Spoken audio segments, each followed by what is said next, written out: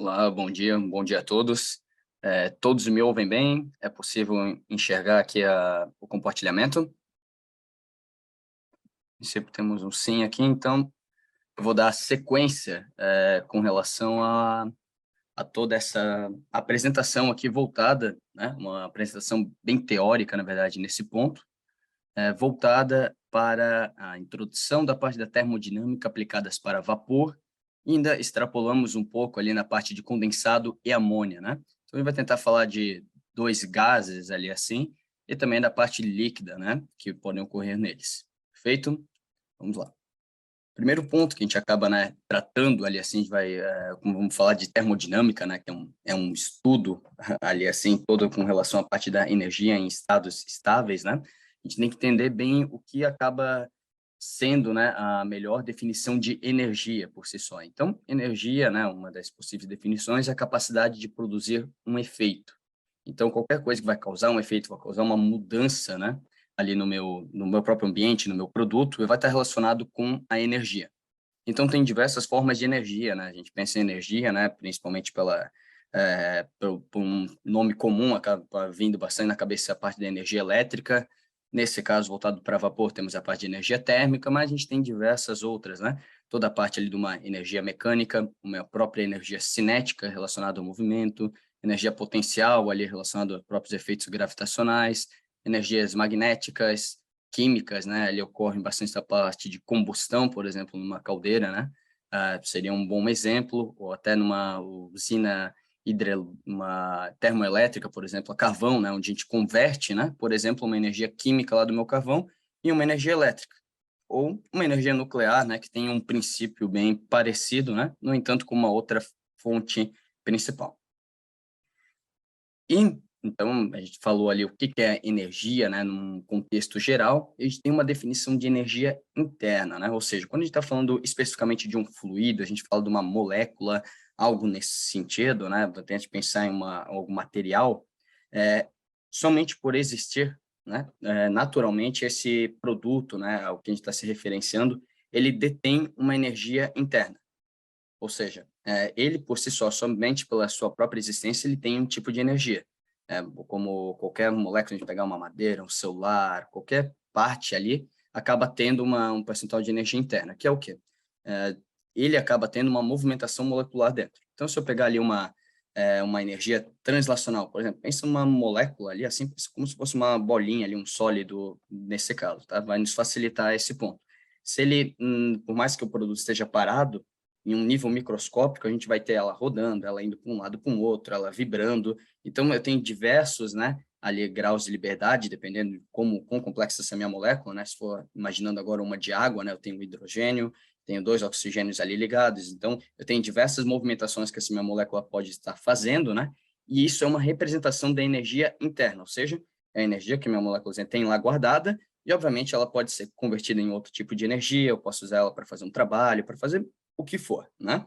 Mas nesse primeiro momento, né, essa energia interna, eu quero que a gente se foque bastante na translacional, porque ela tem um significado, né, microscopicamente, a gente está falando da molécula indo de um lado para o outro, só que num nível macroscópico, ou seja, olhando totalmente de fora, ela tem uma representação muito importante para nós, né? O que que significa essa energia nessa forma ali que a minha molécula indo de um lado para o outro. E além disso aí, então, eu falei: "Cara, minha molécula, assim, tem essa quantidade de energia, né". E tem um outro nome que é muito conhecido, que a gente chama de entalpia, né, o pessoal fala bastante de entalpia de vapor, entalpia disso, daquilo, né. O que que acaba sendo a entalpia, né? Eu tenho, então, minha moléculazinha ali fazendo esse movimento, que a gente vai ver que representa a própria temperatura, né, então de um lado para o outro, só que a entalpia, ela é o que Ela é a soma dessa energia contida na minha molécula, por exemplo, e se eu quiser colocar essa minha molécula aqui no meu ambiente, o que que eu tenho que fazer, na verdade, né? Além dessa minha molécula ter essa determinada temperatura ali, que é essa minha movimentação translacional, eu tenho que botar ela aqui no meu ambiente. Para eu botar ela no meu ambiente, o que é que eu tenho que fazer? Eu tenho que dar um jeito de deformar essa minha atmosfera, né? Então, eu tenho que arranjar um espaçozinho para ela. Ela vai ocupar um determinado volume e ela vai ter também uma determinada pressão, né? Que é o que está aqui no meu ambiente. Então, a entalpia nada mais é do que isso, é a soma dessa minha energia interna, da minha moléculazinha lá se movendo, mais, né, o produto da minha pressão-volume, ou seja, se eu botar ela no ambiente, ela vai ter que ocupar um volume, e isso vai estar, de alguma forma, revertido ali em energia, bem como ele vai ter que ter uma pressão. Claro, se eu for olhar um pouco mais a fundo, né, pressão e volume, essa multiplicação nos remete a trabalho, mas, por enquanto, né, vamos só para ter essa definição clara. Energia interna, imagina que ela existe, que ela não exista ali, assim, efetivamente, essa num ambiente qualquer. A minha molécula tem essas movimentações, né, a translacional, pode vibrar, né, como eu falei, depende bastante da molécula. E se eu quero botar ela no ambiente, ela vai ter que ter essa energia e eu ainda vou ter que abrir esse espaço aqui no meu ambiente. Novamente, é um ponto de vista bem teórico, mas a gente vai fazer umas associações ali com a prática depois, com isso aí que fica mais fácil de um ou outro acabar entendendo. Então, a gente comentou lá o que é energia, né? Então, energia é aquela capacidade de fazer efeito, ela pode estar em diversas formas, né? Nesse meu corpo estudado, então, ela pode estar, se eu tenho ela viajando numa velocidade muito rápida, ela tem energia cinética, se ela está ter determinada altura e eu soltar, ela tem uma energia potencial, e o que acontece? Para uma moléculazinha passar uma energia para outra, né? Ou um grupo de moléculas passar aqui para o meu ambiente, eu tenho duas formas, né, de tirar energia ou inserir energia, né, nesse meu volume de controle, por exemplo. Então, indiferente o tipo de energia que eu estou falando, tá? Se é cinética, potencial, química, o que for, ela pode ir vamos dizer, de um ambiente para um outro ali de duas formas. Ou ela vai de uma forma de calor, né? Calor é bem fácil de se entender, né? A gente fica lá, calor é essa energia térmica, né? Em transição, ou seja, indo sempre de um fluido quente para um fluido frio. E, ou seja, quando tem um diferencial de temperatura e ele está provocando a minha energia vindo, vamos dizer, da minha esquerda para a direita, né? Ou se está espelhado ali para vocês, direita para a esquerda, mas imaginando essa imagem ali, então está indo aqui do meu fluido quente para o meu fluido frio, está indo uma quantidade de energia aqui de um para o outro. Então, eu estou transferindo uma daquelas formas de energia lá através de calor. E uma outra forma que existe, né, é o trabalho. Trabalho é tudo que não é transferido por calor, é transferido por trabalho. É uma definição bem básica ali, bem fácil de ser entendido, né? A gente tem aqui como uns 3 exemplos, aqui, na verdade, 2 exemplos, né? Um primeiro e o segundo são uns pistões, né? Eles estão comprimindo ali o meu fluido, ou seja, eles estão inserindo ali, vamos dizer, trabalho dentro desse meu fluido, né? De alguma forma ou outra, a hora que eu comprimir todo esse meu fluido, né? Eu vou ver ou o meu volume vai diminuir, ou senão a minha pressão vai tender a aumentar, né? Depende de que fluido eu estou lidando. Então, de alguma forma, né, eu vou estar alterando aquela minha entalpia lá que eu falei antes, afinal ela tem minha energia interna e aquele produto e volume, né? Então, é uma das formas ali de entender a parte de trabalhos, que seria um trabalho de compressão. Como existe trabalho de elétrico e outros demais ali que a gente poderia citar, mas o mais fácil que a gente pensar mesmo é um processo de compressão ali, ou até, né, imagine, eu tenho toda a minha geração de vapor, superaqueci o meu vapor, então ele vai girar uma turbina. Girando essa turbina, essa minha turbina, então, vai pegar e gerar uma energia elétrica. Então, aqui eu tenho uma transferência, né, da parte da velocidade do meu vapor, de uma energia cinética dele, por exemplo, está gerando trabalho, porque eu não estou transferindo nada com relação ao meu diferencial de temperatura, simplesmente é um movimento ali do meu vapor girando a turbina. Então, essa turbina, né, vai gerar energia elétrica. Então, é uma das formas ali, né, que é um processo de troca de energia, né, de uma forma ou outra, que não envolva um diferencial de temperatura. Esse terceiro exemplo aqui, um exemplo bem interessante, ele relembra bastante o efeito de Joule, né? De Joule, como, dependendo, eu acho a pronúncia correta seria. E o que Joule, na época, né, ele remeteu?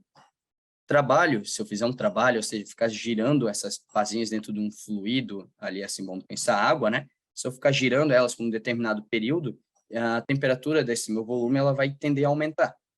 Ou seja, o que ele viu, né? Ele viu que é possível transformar trabalho em calor, nesse caso, né? E ele fez um trabalho mecânico, efetivamente. Então, ele conseguiu fazer essa comparação, né? Na época, como é que ele fez, né? Ele pegou lá um volume de água, botou lá umas hélices, umas pazinhas lá dentro, e botou um peso lá, né? E daí ele soltava esse peso em uma determinada altura, conforme a altura que ele soltava esse peso e também a magnitude desse peso, né? Se fosse um produto mais pesado, obviamente mudaria os resultados, né?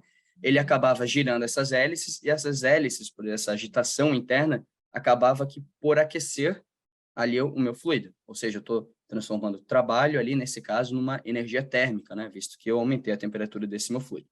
Mas, novamente, né, é importante ali em se pensar bastante nesse caso, mas mais voltado para a parte de um vapor saturado ali, a gente vai lidar bastante somente com a parte de calor aqui, efetivamente. A parte de trabalho ali, assim, é usado mais, né, como eu falei, para a parte de usinas elétricas ali, quando conversado com a parte de vapor.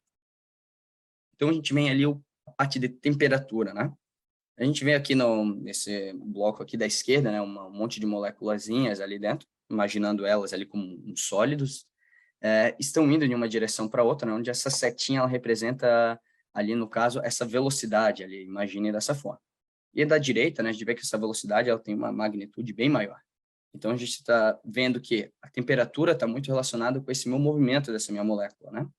E esse movimento, a gente viu lá antes, que nada mais é o quê? Dentro da minha energia interna, eu tenho aquela parte da energia cinética, né? Ou seja, o quanto que minha moléculazinha acaba se movendo. Então, a partir do momento que eu insiro energia, imagina, estou aquecendo uma água ali, acendendo uma chaleira, o exemplo que for melhor entendível para vocês, tá? A partir do momento que eu estou aquecendo esse meu volume, essas minhas moléculas estão absorvendo energia térmica e elas estão transformando isso aí nessa energia cinética entre elas, né? Então, porque elas ficam cada vez, né, nesse, vamos dizer, não é bem vibrando ali a palavra, mas ficam com essa movimentação ali cada vez maior. E o que que isso ali nos remete, né? Que, então, a temperatura, né, ela nada mais é do que uma expressão, né, a um nível, vamos dizer, a gente chama macroscópico, né, que a gente ignora toda essa movimentação das moléculas, né, da movimentação dessas moléculas. Então, nada mais eu peguei como que surgiu, né, as escalas, obviamente, Celsius, Fahrenheit, né, foram todas com base, perdão, em efeitos, né, principalmente da evaporação e do congelamento da água, né? Então, eu pegava lá, a minha água congelou, eu vou definir isso aqui como sendo zero. Ah, eu vou lá, agora minha água evaporou, eu vou definir isso aqui como aproximadamente 100 graus. Então, sem olhar para nada nesses efeitos aqui, né, ao nível molecular. E ok, né? Nos atendem muito bem, só que num nível, vamos dizer, mais a fundo, é isso que acaba representando a minha temperatura. Então, se eu aumento a minha energia interna, isso quer dizer que as minhas moléculas vão se mover mais, isso quer dizer que vai aumentar a minha temperatura. Então, se eu estou inserindo, novamente agora, pegando todos esses pontos que comentamos, né? Se eu estou inserindo calor ou inserindo trabalho dentro do meu sistema, né? De uma forma ou outra, eu vou estar aumentando ali essa minha energia interna, né? Às vezes em 1 grau ou outro, né? A gente vai ver isso aí depois. Então, eu vou estar aumentando essa minha energia interna e, por consequência, vou estar aumentando a minha temperatura. Então, uma única forma, ali assim, imaginando, de aumentar a minha temperatura, né? Que ela está relacionada à energia interna, é eu inserindo ou tirando energia. E eu só insiro, né, ou tiro energia através de calor ou trabalho. Ou seja, essa é a única forma de alterar, né? No nível microscópico, ali assim, vamos falar, todos esses cenários ali com relação à temperatura. E claro, depois de Celsius e Fahrenheit, aí veio uma outra escala, né? A escala Kelvin, que ela é um pouco diferente. Ela não se baseia em nada ali, assim, água congelando, álcool congelando, ou seja o que for. Ela realmente, a escala Kelvin, ela está relacionada, né, a essa minha movimentação molecular. Então, ela, de alguma forma, ela mede ali, assim, essa magnitude de movimentação e ela transforma isso em um número, né? Ela tem ali alguns princípios, né, esse constante Boltzmann, né, que faz exatamente essa diferença entre a minha temperatura em Kelvin e essa minha energia cinética molecular. Então, a gente pensa o zero absoluto, né, que seria menos 273 Kelvin, ali, se não me falha a memória, ele seria o quê? Ele seria exatamente essa minha molécula totalmente parada, tá? Claro que isso é algo, vamos contar, né, ali, seria totalmente parada, então sem movimentação nenhuma aqui. Claro que isso é algo hipotético ali, assim, né? Eu não vou lhes explicar exatamente o porquê, né, mas não é algo ali realmente possível de se acontecer.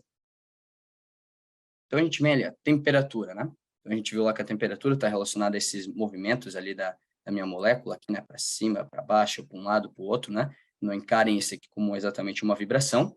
E a gente vem aqui, ó, nessa definição de calor sensível, né? Então, o que significa esse calor sensível, né? O calor sensível nada mais é do que o calor, a energia térmica, né? Que eu cedo para esse meu fluido, e essa energia ela é totalmente convertida nessa minha agitação molecular. Então, por quê? Essa agitação molecular representa temperatura. Então, significa, eu dou energia ali para o meu fluido, a única coisa que ele vai fazer, minha molécula assim, que estava bem parada aqui, como essa imagem da direita, né? Ela vai começar a se agitar, ela vai ter uma movimentação maior. E enquanto ela pegar essa energia e somente fazer isso, é chamado de calor sensível. Então, o calor sensível, né, sensível realmente da parte de sentir, ela está relacionada à temperatura. Então, eu cedo energia e essa energia é totalmente convertida, né, vamos dizer, totalmente, vamos tomar esse ponto, né, em temperatura. Então, é isso que acaba fazendo. Então, pensando aqui a minha molécula de água aqui, né, ou seja, um condensado, pode, se quiser imaginar de uma forma mais fácil, né, a 10 bar, ela chega a 184 graus. Então, ela está no ponto de saturação. E minha molécula aqui, por exemplo, a de 1 bar G, né, ou seja, manométrico, isso aqui lembrando, né? Ele está a 120 graus, ela vibra de uma forma muito menor que essa minha outra molécula. Só que, claro, se eu continuar cedendo energia aqui, ó, para essa minha molécula aqui que está nessa condição de 1 bar, ela não vai tender a ultrapassar esses 120 graus. E daí a gente vai ter uma outra forma de calor, né? Que vai estar relacionada às minhas mudanças de fase. Então, o que vai acontecer? Eu vou começar a dar calor aqui, vamos dizer, para minhas moléculas aqui anterior. Imagina que essa minha molécula aqui da direita, ela estava a 20 graus. Comecei a ceder calor, ou fazer trabalho, né? Mas vamos pegar calor que é mais fácil de a gente visualizar. Comecei a ceder calor para ela. Ela vai começar a ir de 20, 40, 60, 80, vai chegar até 120 graus. Em 120 graus, se eu continuar cedendo calor para ela, a minha molécula, fisicamente, né, devido a toda a estrutura molecular ali dela, ela não pode existir na forma líquida, né, acima de 120 graus nessa minha pressão atmosférica. Então, se eu olhar aqui toda a minha parte indo de um sólido para um líquido, para um gasoso, né, eu tenho aqui, ó, a mesma, vamos dizer, H2O aqui, só que a estrutura, né, como as moléculas estão organizadas umas às outras, é totalmente diferente. E isso tem um limite físico, né, bem relacionado, na verdade, à pressão. Então, a pressão ali está fazendo uma força ali assim para as minhas moléculas aqui no meu estado líquido, vamos pegar, né, elas ficarem ali exatamente nesse distanciamento, ali assim, nessa estrutura molecular. Só que eu começo a dar energia para elas. Então, elas começam a se agitar cada vez mais, e se agitam cada vez mais. E isso ali chega num limite onde que a minha pressão ela consegue segurar essa agitação molecular até determinado ponto. A partir do momento que eu continuar acrescentando energia nesse meu estado líquido aqui, né? Chegou nesse ponto de saturação que a gente estava vendo lá, que é em torno de 120 graus ali na 1 bar manômetro.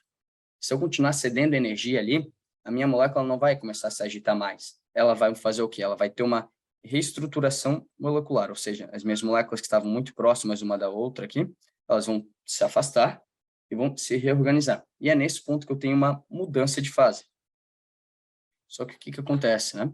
Então, nessa minha mudança de líquido ali para gasoso, nessa minha mudança de fase, né? Minha molécula está, vamos dizer, num grau de agitação similar a esse, e quando ela se torna vapor, a minha molécula fica no mesmo grau de agitação. Ou seja, a gente viu que esse grau de agitação é a minha temperatura.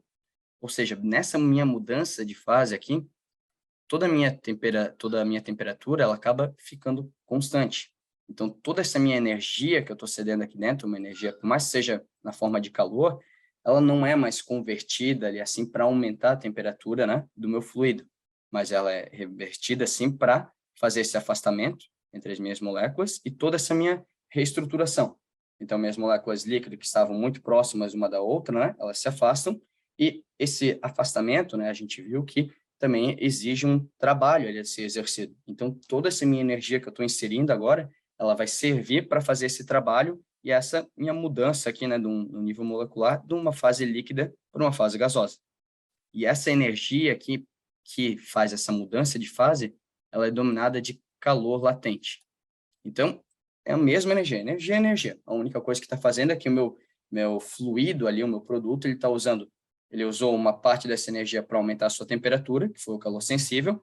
Depois que ele chegou nessa limitação física, né, desse meu fluido com relação à minha pressão, que novamente cada fluido, né, é uma estrutura, então cada fluido ele vai ter esse ponto de saturação diferente, né, com relação à pressão, como a gente viu a da água, né, uma pressão atmosférica é 99 graus, 100 graus, vamos dizer. Quando eu coloquei 1 quilo de pressão, ela já foi para 120 graus, e essa água a 1 quilo, se eu continuar cedendo energia, né, ela não vai conseguir ultrapassar de 120 graus. Então, ela vai se reestruturar ali da fase líquida para gasosa, ela vai pegar toda essa mesma quantidade de energia que está entrando, mas agora vai transformar, vai utilizar ela como um calor latente, para fazer exatamente essa minha mudança de fase. Do sólido para o líquido ocorre a mesma coisa, né? Então, eu tenho umas moléculas muito próximas uma da outra, né? E eu consigo também ter uma parte de calor sensível, embora a gente acabe não olhando muito para esse lado, mas a hora que o meu gelo efetivamente está derretendo, aqui pensando nesse caso como água, né? O meu gelo ali vai estar derretendo ali, por exemplo, a 0 graus, a uma temperatura próxima dessa, né? Eu vou estar também pegando o calor que ele está absorvendo do meu ambiente, em vez de usar para aumentar a minha temperatura, né? Imagina, meu gelo estava menos 5, começou a absorver, foi para menos 4, menos 3, menos 2, menos 1, 0. Aí a hora que ele chegou a 0 graus, ele não consegue ter um gelo, uma temperatura maior que essa. Então, ele vai começar a pegar toda essa energia, que, novamente, é a mesma energia que ele usou para aumentar a temperatura, e ele vai usar agora para se transformar da parte sólida para a parte líquida. Então, ele vai usar para botar essa moléculazinha para esse lado, essa para esse lado. Então, se essa reestruturação molecular é essa passagem do sólido para o líquido, bem como do líquido para o gasoso. E, novamente, a energia que eu cedi é a mesma quantidade de calor ou trabalho, mas vamos pensar somente calor, né? É eu lá com um secadorzinho ou eu botando um monte de gelo ali dentro de uma panela e botando no fogo, né?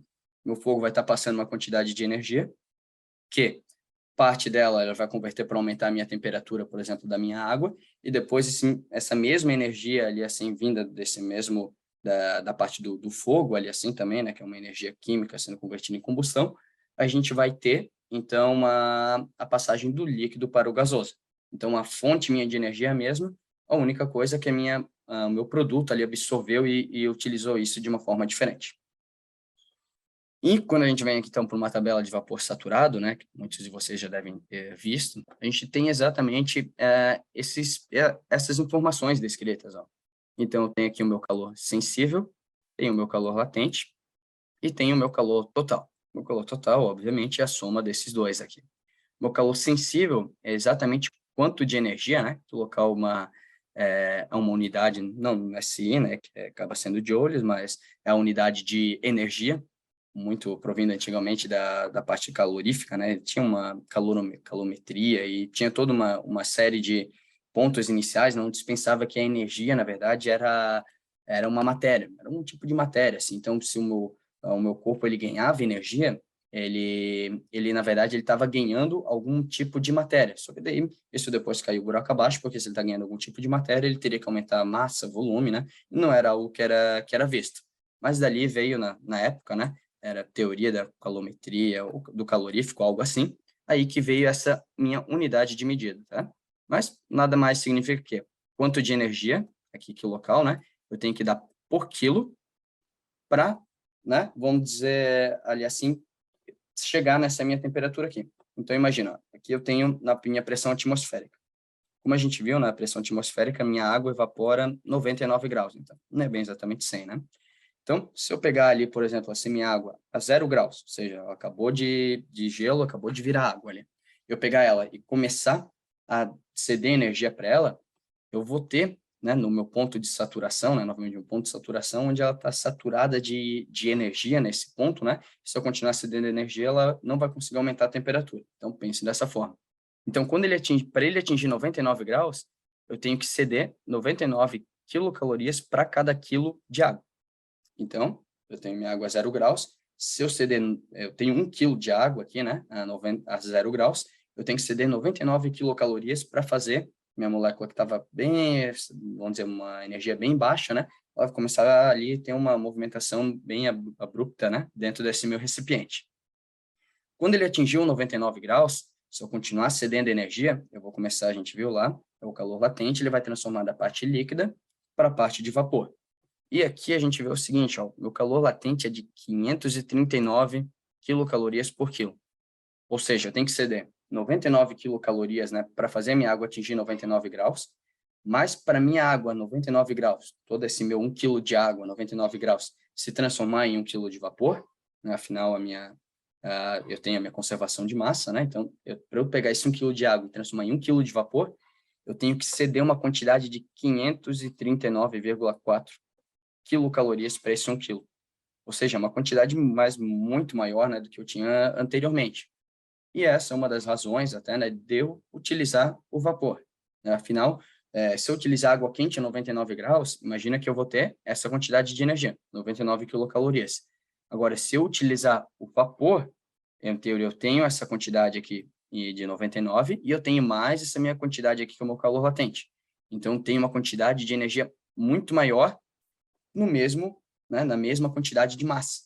Então, é uma das razões, né? Não é a única, mas é uma das razões ali da utilidade do vapor. Ele concentra uma grande quantidade de energia, né? Numa pequena quantidade mássica ali, vamos falar desse ponto, tá? A gente vai ver que, por quê? Porque, afinal, quando eu chego num trocador de calor, qual que é a ideia, né? Chegando num trocador de calor, você pode pensar num radiador para aquecer ar, para aquecer água, ou o que for mais ali da sua realidade. Eu vou passar meu vapor dentro desse meu trocador de calor e o meu vapor ele vai tender a condensar. Então, se o meu vapor ele está mudando, né? Se eu tenho que adicionar energia para transformar do líquido para o vapor, para eu botar do vapor para o líquido, eu tenho que tirar energia, né? Então, eu vou ter que tirar esses 539 quilocalorias aqui dele. Então, o que vai acontecer?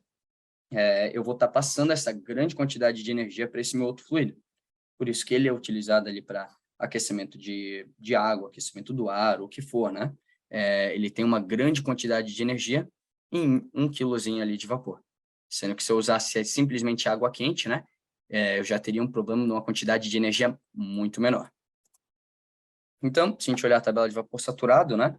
Pegando toda aquela tabela, imaginando num gráfico, eu vou ter aqui, ó, imagina que a minha água aqui, então, é 0 graus. Vamos botar ali assim, ou seja, acabou de gelo para água. Eu tenho que ceder uma parcela de calor sensível, e atingir uma temperatura limite, né? Novamente, a minha temperatura aqui de saturação, ela depende, né, da minha pressão. Tá? Então, conforme maior a minha pressão, maior acaba sendo essa minha temperatura de saturação. Mas vamos pegar agora uma pressão atmosférica aqui, né? Pegar a pressão atmosférica, a gente viu lá que é 99 graus, então ele atingiu 99 graus. E eu continuo cedendo energia ali para esse mesmo fluido. Então, ele pega toda essa minha energia, né? E transforma aqui em calor latente. Então, eu tenho calor latente nessa distância, né? Porque aqui eu tenho 0 de vapor. Aqui no meio, eu vou ter em torno de 0,5 de vapor, né? Então, eu tenho metade desse meu 1 quilo, pensando, né? Eu tenho 500 gramas ainda na forma líquida, a 99 graus. Eu tenho metade já na forma de vapor. E aqui no final, então, eu tenho 100% de vapor. Isso aqui é o que até a gente acaba chamando do título do vapor, né? Não é bem por causa disso que eu tenho um título maior ou menor, né? Mas o título, né, ele representa exatamente essa minha parcela, né, de líquido ali no meu vapor. Então, aqui, nada mais representa algo bem similar. E depois que eu transformei tudo aqui em vapor, né, se eu continuar cedendo energia, aí eu tenho novamente toda essa minha energia sendo convertida em calor sensível. Então, eu tenho agora toda a minha estrutura, né, num novo estado, ali assim, num estado gasoso, minhas moléculas bem afastadas, nesse caso a 99 graus, mas eu estou continuando cedendo energia para isso aí. Então, o que que minhas moléculas vão fazer? Eles vão pegar essa energia, né? Eles não têm um outro estado para se reorganizar, eles estão no estado, vamos dizer, máximo ali, nesse caso, que seria o gasoso, e eles agora vão pegar o quê? Vão utilizar novamente essa energia, né? Vão transformar ela num movimento cinético ali da minha partícula. Então, vai começar novamente ela se agitar mais a minha molécula e, por consequência, né? Isso vai refletir na minha temperatura. Então, a partir daqui, eu começo a criar o meu vapor superaquecido, que nada mais é o meu vapor, né, acima da minha temperatura de saturação. Então, eu transformei tudo que era a água na forma líquida em parte de vapor, e agora eu peguei esse meu vapor ali ainda, continuei cedendo energia, eu vou começar a criar um vapor superaquecido. E esse vapor superaquecido, daí ele não tem essas propriedades dessa tabelinha aqui, né? Essa daqui é um vapor saturado, ou seja, eu tenho 100% de vapor nesse ponto, né? Se eu continuar cedendo energia para esse vapor, eu chego nessa parte de vapor superaquecido e daí essas propriedades, todo o meu produto começam a mudar com a temperatura. Então, isso aqui imaginando, aqui está de uma entalpia específica aqui do meu líquido saturado, né? Isso aqui dentro da minha caldeira ali, eu tenho, vamos dizer, uma flama tubular, eu tenho todo o meu fogo ali na minha caldeira passando por dentro desses tubos, né? Está aquecendo o meu tubo, e meu tubo está provocando esse aquecimento, né? Ali assim, desse meu líquido. Nesse meu caso, a gente vê essas movimentações ali assim, né? Que é comum, que ocorre dentro da minha panela também, né? Afinal, a hora que eu aqueço meu líquido, né? eu tenho o meu efeito, a minha densidade diminui, então eu tenho uma força de empuxo, eu começo a criar uns vórtices lá dentro aí do meu recipiente.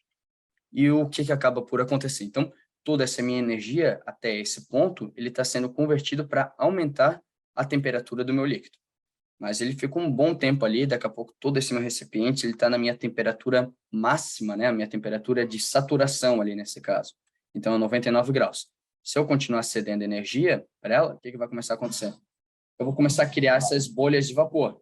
Então, parte ali dessas minhas moléculas vão começar a criar essas bolhas de vapor, elas vão se reorganizar e vão começar a subir essas bolhas de vapor ali. Tanto o vapor quanto o meu líquido aqui nesse ponto estão a 99 graus, né? Tomando como base que eu estou aqui na minha pressão atmosférica novamente, né? Claro que dentro de uma caldeira, né, a gente vai ter o quê? Pressões muito maiores. Então, na verdade, além da minha caldeira, eu vou ter lá em torno de 10 bar, vai estar aproximadamente a 189 graus, eu acredito, meu vapor, tenho que olhar a tabelinha agora. Então, eu tenho que aquecer dentro da minha caldeira o meu líquido até 189 graus, e depois de ele atingir 189 graus, aí sim essa minha energia lá vindo da queima do meu combustível, ela vai ser usada para provocar esse efeito e transformar isso em vapor, né? Obviamente isso se torna interessante, né? A gente ter altas pressões ali assim, por duas razões. A gente vai ter um vapor com uma temperatura maior, que em alguns pontos é bem importante para eu ter uma transferência de calor adequada. Um outro ponto, eu vou ter pressões maiores, né, dentro da minha caldeira, ou seja, a própria movimentação do meu fluido, a hora que eu abrir a minha caldeira, né, essa própria pressão dentro da minha caldeira vai ser a minha força, né, para empurrar todo esse meu vapor lá para o meu processo. Então, eu não preciso usar um outro tipo de bomba, né, não uma bomba que seria para líquidos, mas qualquer outro tipo de equipamento, né, para eu conseguir tirar esse meu vapor lá de dentro. Então, a minha própria pressão dentro da caldeira já vai ser a minha força motriz para empurrar o meu vapor para toda a minha planta. E também, se eu tiver um vapor, né, obviamente a baixa pressão, eu tenho um problema que o volume do meu vapor é muito grande. Então, o que começa a acontecer? Eu acabo tendo tubulações muito exageradas, né? E conforme, né, eu vou aumentando a minha pressão, né, novamente, minha pressão é uma força, imaginando, externa, ali assim, né, tentando comprimir esse meu vapor, então meu volume específico acaba diminuindo. Então, acaba tendo a economia na parte de tubulações, né? Fica bem mais fácil o deslocamento ali dessa vazão máxima de vapor. Então, a gente chega aqui no ciclo termodinâmico de Rankine, né? É um dos exemplos ali para gerar energia elétrica aqui, né? Aqui é o W da turbina, que é o trabalho aqui da turbina, e através de um conceito bem parecido ali com a parte de caldeiras, afinal, né? O único detalhe é que eu tenho um superaquecimento do vapor. Então, aqui a gente vai ver bem aquela parte, entra trabalho, entra calor, sai calor, né? A gente vai chegar aqui num dos pontos, umas informações bem importantes. Então, a gente vai pegar o ponto 1 aqui, eu tenho um líquido, eu vou passar por uma motobomba, porque afinal tem que aumentar essa minha pressão para vir aqui dentro da minha caldeira, né? Novamente, imagina que a minha caldeira está aqui a 10 bar, né? Vou botar só o B aqui, que é meio difícil de escrever com o mouse. E aqui é uma água ali que eu estou pegando, imaginando de um recipiente, vamos botar que ele está numa pressão zero ali, tá? Pressão zero aqui, puxou para o lado. O que a minha bomba vai ter que fazer? Inicialmente, para vencer esses 10 bar, ela vai ter que aumentar aqui a pressão aqui desse meu líquido, né? Então, imaginando aqui, a minha bomba ela vai inserir uma energia, que não na forma de pressão, né? Ali dentro desse meu líquido. E como não tem uma diferença de temperatura, né? Como a gente viu, não tem uma diferença de temperatura entre a minha bomba e o meu líquido, essa transferência ali de energia ela se dá em forma de trabalho. Então, minha bomba exerce um trabalho sobre o meu fluido e meu fluido ele ganha energia, né? Que será para aumentar a minha pressão. Então, com isso, eu consigo botar meu líquido aqui dentro do meu recipiente. Dentro aqui da minha caldeira, no caso, né, eu tenho toda a entrada de calor, que é o quê? Exatamente o meu combustível sendo queimado. Então, eu vou lá, eu começo a queimar ali o meu combustível e ele começa a liberar energia na forma de calor ali, efetivamente, né? Mas é energia química convertida em energia térmica, ele começa a aquecer essa minha água. E a gente viu, ó, ele vai aquecer a minha água, por exemplo, até aqui, né? Imaginando, a partir daqui a minha água está na minha temperatura de saturação máxima. Então, até aqui eu peguei e dei calor sensível aqui para o meu líquido. A partir daqui, eu começo toda a energia ali que eu estou passando para esse meu fluido, ele vai servir, por exemplo, para evaporá-lo, né? Então, até aqui, ó, por exemplo, eu tenho novamente meu calor latente. Então, parte dessa minha energia é para aumentar a temperatura da minha água, parte para transformar essa minha água em vapor, e por fim, aqui eu tenho novamente uma parte de energia sendo convertida em calor sensível, porque agora eu vou pegar esse meu vapor, né, essa minha água na forma gasosa, e vou utilizar para aumentar a temperatura desse meu vapor saturado. E por final, aqui no meu 3, eu tenho então um vapor superaquecido, tá? Eu tenho que ter um vapor superaquecido, que eu garanto que é um vapor seco, né, sem umidade nenhuma, né? Então ele está acima da temperatura de saturação. Então é impossível, né, salvo por alguns efeitos de pressão, né, se a minha pressão se manter constante, é impossível nesse ponto eu ter qualquer partícula de água. Por isso que eu tenho que usar vapor superaquecido na minha turbina, né? Até porque a velocidade que viaja o meu vapor é muito maior do que da minha água, e se eu tenho uma moléculazinha de água, né, viajando uma velocidade tão alta e batendo uma turbina, obviamente eu vou ter uma série de problemas com erosão ali na minha turbina, né? Então, todo esse meu vapor superaquecido que ele está vindo a uma determinada velocidade, e ele está passando por uma turbina. Então, na hora que ele passa por essa minha turbina, ele vai pegar uma parte desse trabalho que foi inserido dele aqui, na verdade, e vai pegar e passar toda para a minha turbina. Então, a minha bomba, ela se deu uma energia para ajudar na movimentação do meu líquido, e agora, meu líquido que se transformou em vapor, pegou toda essa minha mesma quantidade pegou uma quantidade de energia ali que agora também tem, e utilizou para gerar ali, girar essa minha turbina e gerar, obviamente, ali gerar eletricidade nesse caso, né? Que é o objetivo aqui do ciclo Rankine, né? Nesse meu exemplo. Depois daqui, imagina, então eu gastei uma parte da minha energia por aqui, né? Só que esse meu trabalho, essa quantidade que saiu aqui em forma de trabalho, ela não é o suficiente, né, para pegar e botar minha água novamente na temperatura ali de 20 graus e na minha pressão que eu tinha aqui no meu ponto 1. E para eu ter um ciclo, né, eu tenho que ter um balanço ali nesse meu ciclo, ou seja, eu tenho que dar um jeito da minha água voltar para exatamente para o meu ponto 1, né, porque se eu não ter isso, daqui a pouco o meu ciclo vai entrar em colapso, né? Eu não vou ter daqui a pouco água aqui no meu ponto 1, daqui a pouco eu tenho vapor ali e daí não nada mais vai funcionar. Então, o que acaba acontecendo? Eu tenho aqui, ó, um trocador de calor. Nesse caso aqui está representado o trocador de calor a placas, né? Que eu estou pegando o quê? Eu estou pegando esse meu vapor, né? Vamos botar aqui agora, ele está um vapor saturado, né? Vamos dizer que ele perdeu ali um pouco da parte de energia térmica, ele acaba também perdendo, obviamente, né?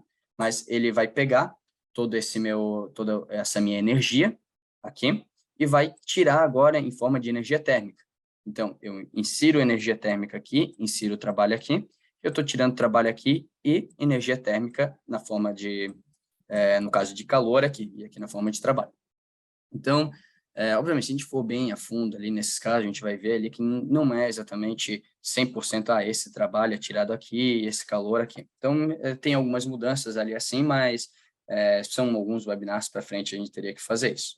Então, isso aqui é um exemplo, né, de um ciclo onde a gente utiliza esse calor sensível, latente, o sensível. Eu pego toda essa minha movimentação ali, esse meu movimento global ali do meu vapor, eu transformo ele de alguma forma em energia elétrica, e depois eu tenho que tirar a energia aqui desse meu ciclo, né, para eu conseguir retornar aqui no meu ponto de operação 1.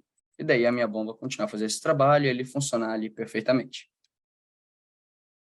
Onde que isso aí também, todos esses conceitos de calor sensível e demais são aplicados, é na parte de refrigeração. Então, aqui eu trouxe, por exemplo, igual aquela tabelinha que eu mostrei de vapor saturado, isso aqui seria para amônia saturada.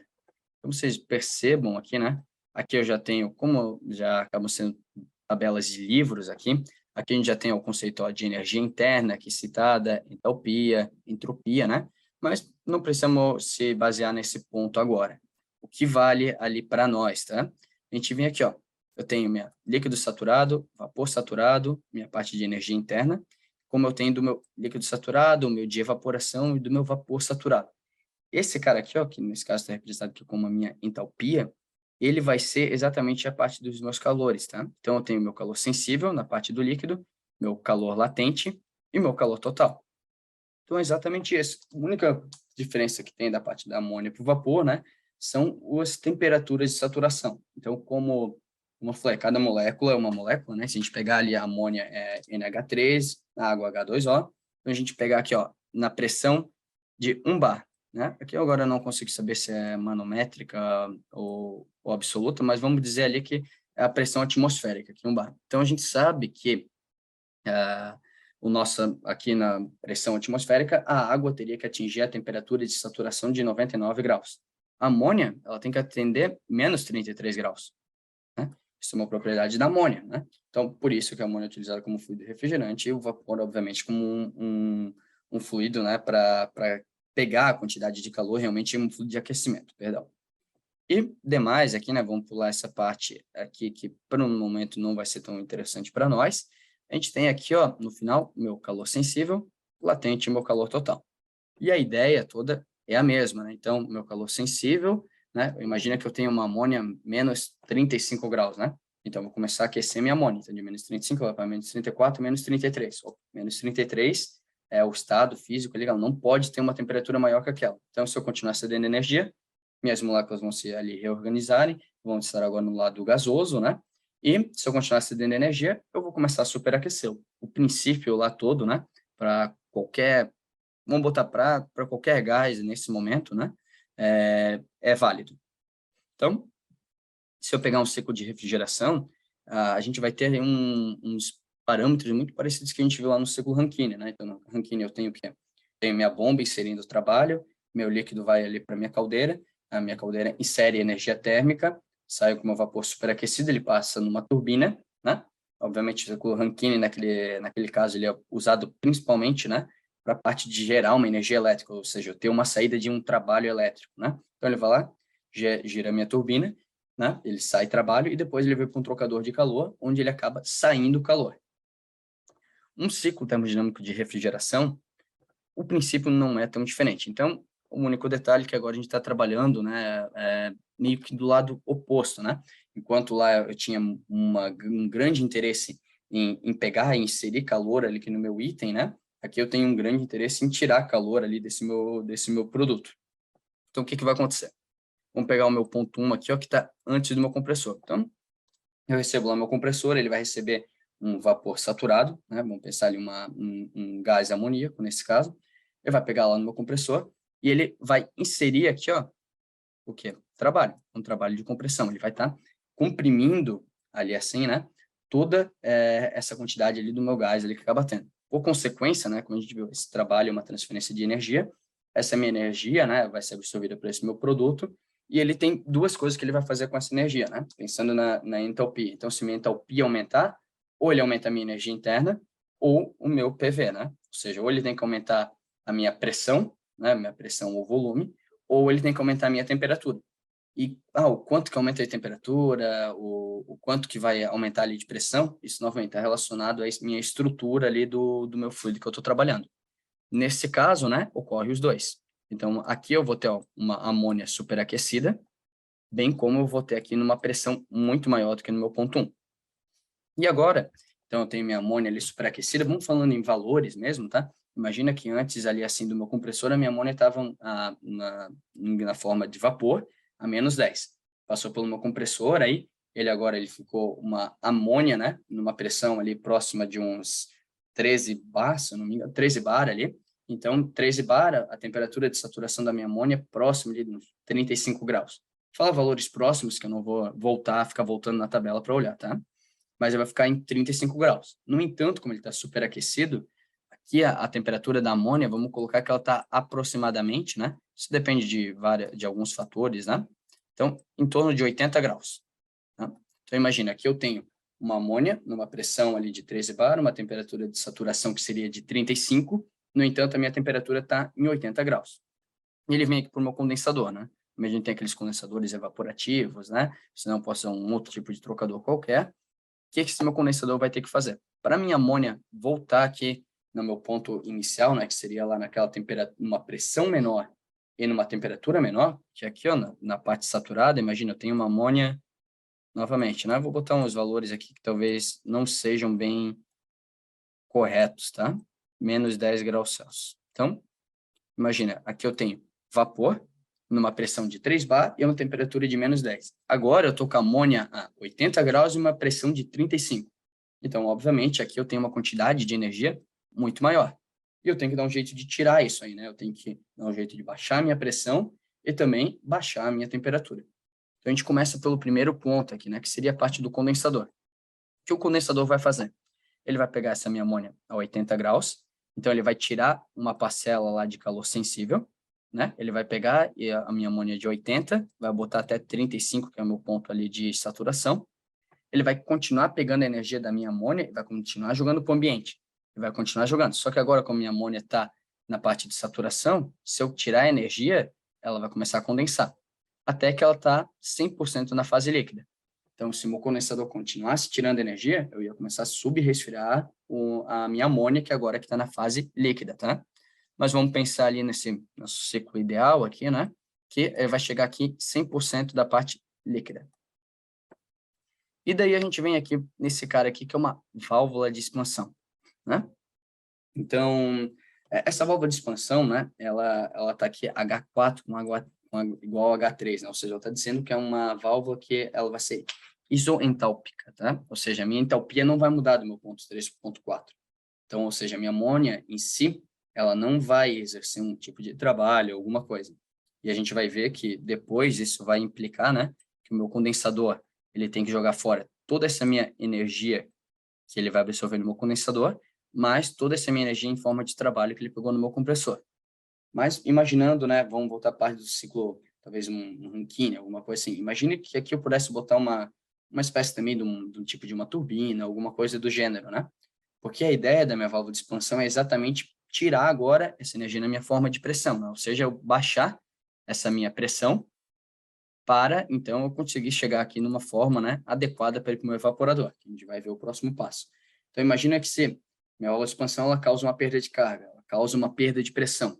Se eu pudesse, ao mesmo tempo, aqui colocar uma turbina ali que iria funcionar com esse meu líquido saturado de amônia, né, obviamente, eu ia poder gerar trabalho, né, por exemplo, ia conseguir reduzir a pressão e ainda iria sair trabalho daqui, tá? Então, eu poderia ter um cenário desse também. Não é o comum. Tá? Então, no comum, eu só tenho uma válvula de expansão. Então, essa minha válvula de expansão, ela vai causar uma perda de pressão, ela vai causar uma perca ali de pressão, ela vai ter leves perdas para o ambiente, mas vamos botar ali que num ciclo ideal, ela simplesmente ela dá um jeito de reduzir a pressão e ela não perde nada para o ambiente. Ela não perde pressão, não perde calor, não perde nadinha para o ambiente. Então, o que vai acontecer? A hora que eu baixar a temperatura aqui, assim, dessa minha amônia, né? Imagina, aqui eu tenho minha amônia, novamente, a 35 graus. E agora na forma líquida. Só que eu posso existir com amônia a 35 graus, né? Na forma líquida, desde que eu esteja numa pressão ali X, né? Nesse caso é algo próximo ali a 13 bar, vamos colocar. Então, algo próximo ali a 13 bar. Então, a partir do momento que passa pela minha válvula de expansão, por exemplo, e aqui ela reduz para 3 bar, não sei porque esse... ficou bem feio aqui, mas era para ser um 3 bar, tá, pessoal? Então, a 3 bar. Se eu lá olhar naquela minha tabela da parte de saturação, eu vou ver aqui, ó, que a minha amônia, a 3 bar, ó, por exemplo, ela está em torno de menos 9 graus. Ou seja, o que eu estou dizendo? Estou dizendo que a 3 bar, o meu líquido de amônia, ele jamais poderá ter uma temperatura maior que menos 9 graus. Ou, né, vamos pensar ali assim, né? Se eu tenho que ultrapassar a temperatura de menos 9 graus, o que vai acontecer? Eu vou ter que ser obrigado a passar da parte líquida para vapor e ainda superaquecer o meu vapor. Então, o que vai acontecer aqui? Porque aqui eu tenho, querendo ou não, minha molécula aqui está a 35 graus, ela está vibrando dessa forma. E aqui eu estou dizendo que a minha molécula só pode vibrar até aqui. Então, vou pegar esse cara aqui e passar aqui para cima, né? Então, esse aqui é a 3 bar aqui, que ele tem aproximadamente menos 10 graus, e aqui ele está a 35. O que vai acontecer com essa quantidade de energia aqui, né? Representada aqui pela diferença da magnitude ali dessa minha energia cinética. O que vai acontecer? Essa energia, o meu próprio fluido, ele vai pegar essa energia, opa, isso aqui está sobrando, meio que sobrando ali agora, né? Eu não posso ultrapassar menos 9 graus, então eu vou pegar, né? O que vai acontecer? A hora que eu passo por uma válvula de expansão, meu líquido está a 35 graus, ele é obrigado, vamos colocar ali, né? Como ele não pode existir numa temperatura maior que menos 9 graus, todo esse meu líquido, vamos botar ali 100%, ele abaixa a temperatura até menos 10 graus ali. Então, chegou a menos 10 graus. Só que se todo o meu líquido fazer isso, toda essa quantidade de energia aqui agora ela está sobrando. Essa quantidade de energia tem que ir para algum lugar, né? Afinal, tem que ter, né, pela minha primeira lei, a conservação ali de energia. Então, essa minha primeira, toda essa minha energia sobrando ali, o meu próprio líquido ali, que está agora a menos 9 graus, ele vai pensar, opa, agora tem energia sobrando. O que eu vou fazer com essa energia? Vou absorver. Só que ele não pode mais usar essa energia para aumentar o calor sensível dele. Então, parte dessa energia ali, assim, na verdade, toda essa energia aqui, essa diferença de energia, ele vai usar como calor latente. Por isso que depois da minha válvula aqui de expansão, eu tenho o quê? Líquido saturado, mais uma parcelinha de vapor. Porque parte toda dessa minha massa aqui, né, que obviamente é constante, ela acabou evaporando aqui devido a essa minha sobra de energia, vamos contar. E agora ela vai para o meu evaporador, que a ideia é o quê? O meu ciclo de refrigeração é tirar a energia do ambiente. Então, vocês podem pensar aqui como um ar-condicionado, uma sala de frios, ou um trocador para refrigerar água, o que for, né? Então, eu tenho agora aqui minha amônia a menos 10 graus, vai estar passando aqui assim, imaginando, vou estar resfriando o meu ar, e ela vai estar absorvendo a energia desse meu ambiente. Vai pegar essa energia do meu ambiente, como eu tenho, meu ambiente está a 25 graus, minha amônia a menos 10. Então, eu vou ter uma transferência de energia na forma de calor, né, porque eu tenho esse diferencial de temperatura, e toda essa energia ali, a minha amônia, ela vai utilizar para evaporar. Então, toda essa minha energia absorvida aqui no meu evaporador, como já está dizendo o próprio nome, né, vai servir para evaporar a minha amônia, vai servir na forma de calor latente. Para então, agora eu conseguir retornar esse meu ponto 1, que é o quê? Meu 3 bar menos 10 graus. Só claro, aqui a gente vê o seguinte, né? Ó, como eu não tenho essa minha saída de trabalho aqui, né, que foi um exemplo que eu dei, e a gente está tomando que essa válvula de expansão ali, ela não perde nada, eu tenho uma quantidade de calor entrando no meu sistema, tenho uma quantidade de trabalho entrando aqui no meu sistema, e eu tenho que, para manter ele em equilíbrio, essa quantidade de calor aqui que está saindo, ela tem que ser equivalente à soma desses dois, tá? Por isso que, usualmente, até a potência dos condensadores acaba sendo maior, né? Devido a esse trabalho que o meu compressor acaba exercendo ali no meu sistema. Mas, novamente, a gente está pegando aqui esses conceitos de entalpia, energia interna, calor, trabalho ali para ficar algo bem entendível ali para vocês. Então, aqui a gente chega então na primeira e a segunda lei ali da termodinâmica, né? Que vai ser o que a gente vai se limitar ali, né? A gente não vai ter nem tempo, na verdade, para abordar direito as duas, né? Imagina aí por uma terceira lei. Então, a gente vê que a primeira lei diz, é um enunciado bem conhecido, né? Que a energia não pode ser criada nem destruída, somente transformada. E a gente viu, né? Que por mais que o meu fluido ele está baixando a temperatura, ou seja, está perdendo energia térmica, né? Ali, de alguma forma, é minha energia interna. De alguma forma, essa minha energia ela está sendo transformada em uma outra, ela está indo para algum lugar. Só que existem sempre essas minhas conversões ali de energia, né? E nunca assim, minha energia simplesmente sumir do nada. Para algum lado ele está indo. Tem sempre um pessoal, né, que acaba querendo inventar ali assim alguma coisa que vai contra essas leis, né? Isso aí até tem um nome específico ali do tipo de máquina que é utilizado, né? Mas é a mesma coisa, imagina, tem também é um experimento bem famoso ali assim, agora não me vem na cabeça o nome ali da pessoa que fez, né? Mas um rapaz que pegou, fez uma coisa assim, ó, um recipiente. Imagina que isso aqui não está fechado, eu tenho um líquido aqui dentro, né? Eu queria fazer, por exemplo, esse meu líquido passar por aqui e vir para cá, sem nada, sem força externa nenhuma, né? Isso é algo que vai contra ali assim a primeira lei, porque se eu tenho um nível aqui de conhecimento é bem óbvio, exemplo, na nossa cabeça, que ele vai ficar um vaso comunicante, ele vai ficar praticamente todo no mesmo nível, vai ficar parado. Não tem como eu manter isso em circulação sem eu ter uma energia interna agindo sobre, né? Então, ele era algo que iria contra essa primeira lei, porque eu ia estar, de alguma forma ou outra, criando energia ali dentro.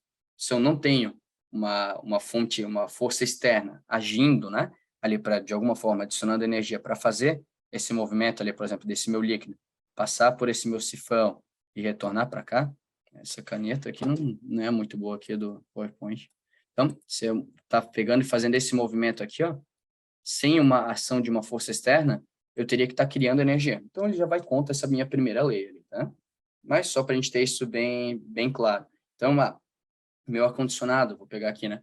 Meu ar-condicionado está roubando toda essa energia aqui no meu ambiente, deixando esse meu ambiente aqui agradável, né? Um ambiente fresco. Só que toda essa minha energia que ele está absorvendo para cá, ele está indo lá fora no meu condensador e está jogando essa energia lá para fora, né? Claro, a gente viu lá no ciclo, né, nosso de refrigeração, que tem os compressores ali no meio, né? Tem uma mudança da parte de pressão para que isso aí ocorra. Até para explicar essa minha segunda lei, né? A segunda lei, ele comenta que a transferência sempre ocorre do corpo mais quente para o corpo mais frio, né?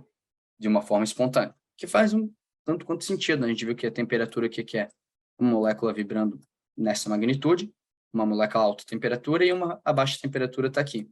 Se eu colocar as duas em contato, né, obviamente, né, que essa é uma molécula que está mais agitada vai começar a bater nessa que está menos agitada, né, imaginando que depois de uma série de choques, né, ela vai passar uma quantidade de energia cinética para essa, e no final as duas, né, vão estar ali no meio termo, ali assim, né, com relação a isso.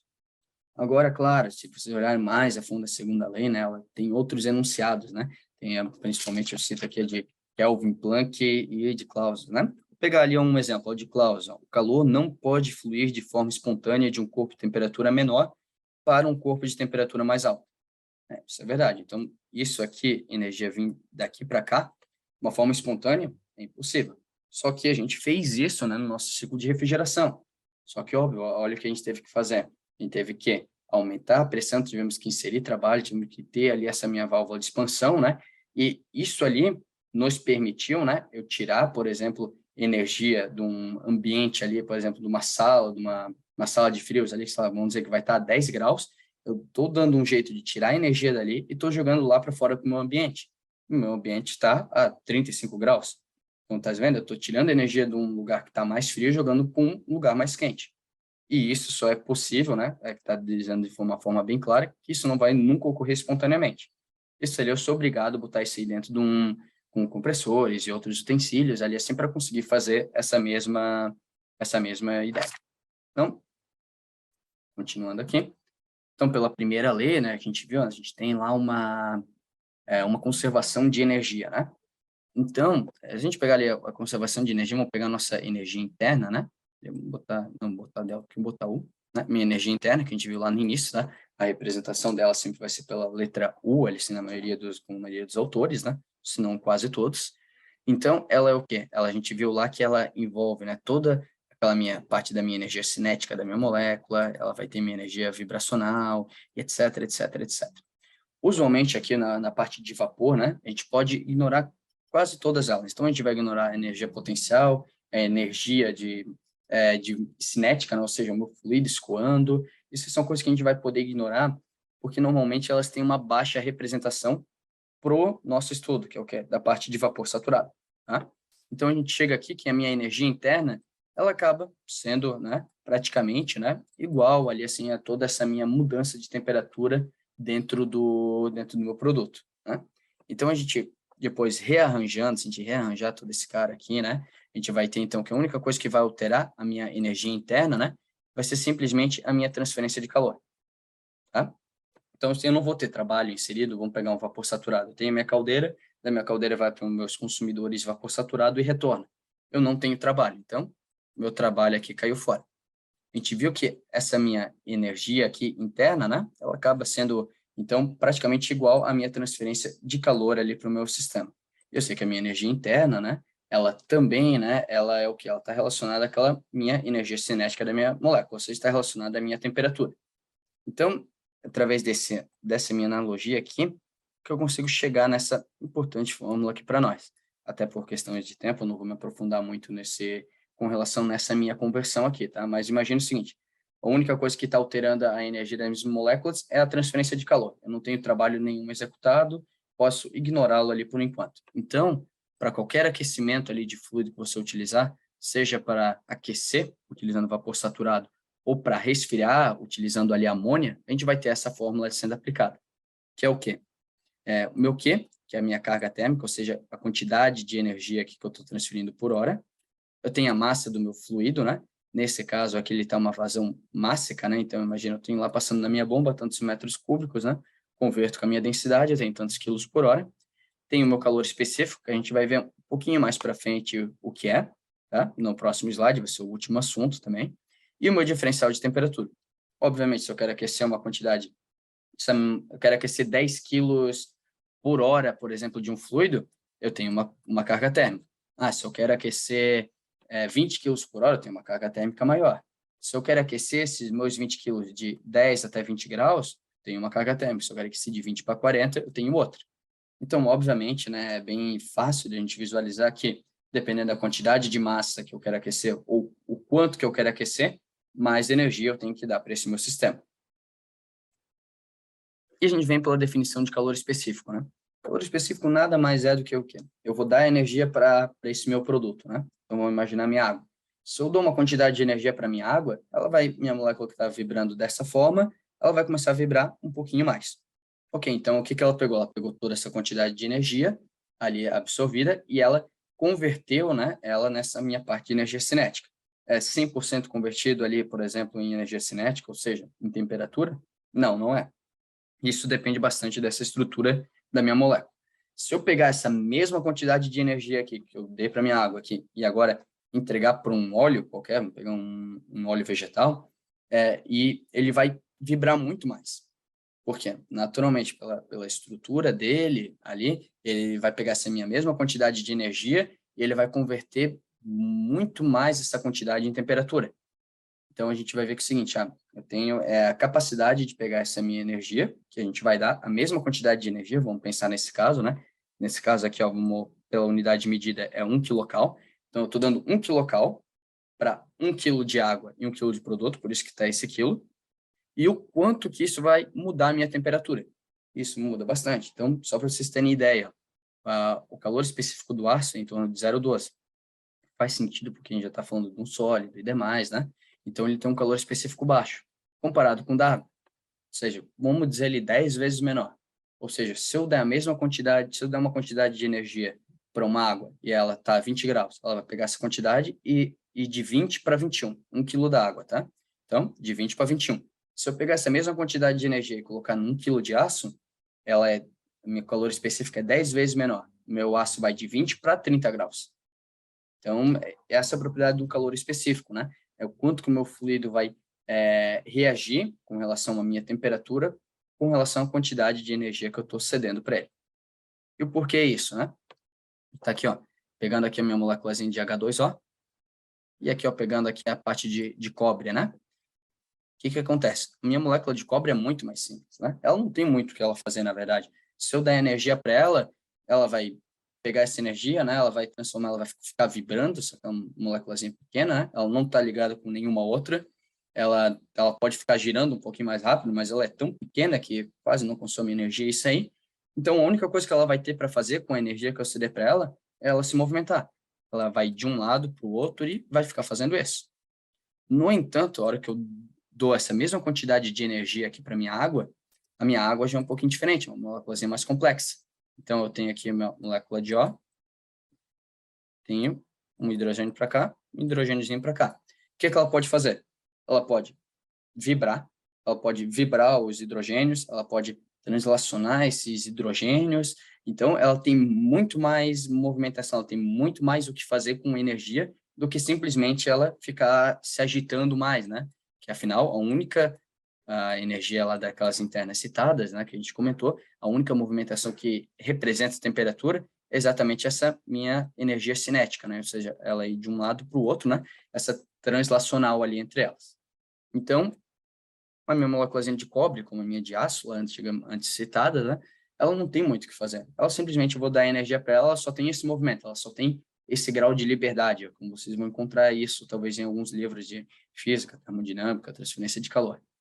Já a minha água, por exemplo, ela já tem outros movimentos ali a serem feitos, né, com relação a esse meu calor específico, né, cedido. Então, vou dando um último exemplo ali para a gente finalizar. Se eu quero aquecer 5 metros cúbicos de água em 1 hora, temperatura inicial de 20 e final de 45, sendo que o calor específico da minha água, novamente, é um valor tabelado, né, já estudado, e a gente viu lá naquela tabelinha, ele é de 1 quilocal por quilograu Celsius, e eu lembro, né, como eu falei aqui em metros cúbicos, né, a gente vai ter que converter isso aqui para massa, tá? Então, a gente vai ter necessidade da água aproximadamente 1.000 quilos por metro cúbico, portanto, eu estou falando de aquecer uma vazão máxima de 5.000 quilos. Então, eu tenho minha carga térmica, 5.000 quilos, eu quero aquecer ela em 1 hora, né? Então, é a mesma coisa que se eu estivesse circulando isso num trocador, né? É uma coisa que eu tenho uma vazão de 5.000 quilos-hora. Meu calor específico, ó, quilocal por quilograu Celsius, unidade de medida dele. E meu diferencial de temperatura, 45 menos o 20, ou seja, vai dar 25 graus. Se eu começar a cortar esses caras aqui, ó, eu vou ter grau Celsius. No final, eu tenho quilocal por hora. Ou seja, essa é a carga térmica do meu processo. Ou seja, essa, indiferente de que forma eu vou aquecer, tá? Essa é a quantidade de energia que eu tenho que dar para esse meu meu volume aqui de água, para essa minha razão máxima aqui de água, né, para aquecer ela de 20 para 45. E o que que é? Às vezes, quilocal-hora, né, o pessoal que está talvez mais no ramo industrial, ali assim, consegue visualizar isso de uma forma mais fácil, né? Mas nada mais é do que uma N outras unidades medidas, como quilowatts. Quilowatts nada mais é do que kilojoule por segundo. Então, uma energia elétrica, se eu quiser utilizar uma energia elétrica, é essa a potência elétrica que eu tenho que ceder para o meu fluido. Se eu quero transformar em BTU horas, né, é a unidade britânica ali de refrigeração, TR, tonelada de refrigeração, HP, que é horsepower, indiferente qual unidade de medida ou qual meio ali eu vou utilizar, é essa a quantidade que eu tenho que ceder para fazer o aquecimento desse meu fluido. E, obviamente, se eu quero resfriar de 45 para 20, então eu tenho que tirar essa quantidade de 125 mil quilocalorias. Então, se eu pegar as 125 mil quilocalorias, né, e daqui a pouco, eu quero ver qual que tem que ser a potência do meu ar-condicionado para fazer isso. Então, eu posso pegar e transformar isso aí. Nada mais é a hora que a gente vai comprar o ar-condicionado, né, a gente está comprando exatamente ele pela potência térmica que ele vai nos permitir tirar ali do meu sistema. E, na verdade, até por questões de tempo, ali assim, teria mais alguns slides ali assim, mas aqui, né, só relembrando então, conforme a primeira lei, se eu estou tirando energia de um fluido, esse outro, né, ele vai ter que estar recebendo exatamente essa quantidade de energia, até porque a energia não pode ser criada nem destruída. Claro que em alguns casos eu tenho uma perda de aqui para o meu ambiente, né, mas para fins de cálculo a gente acaba ignorando esse ponto. Mas a gente vai encerrar por aqui, então, toda esse webinar ali a respeito de fundamentos da termodinâmica aplicadas a vapor saturado e também a gente acabou citando ali para amônia.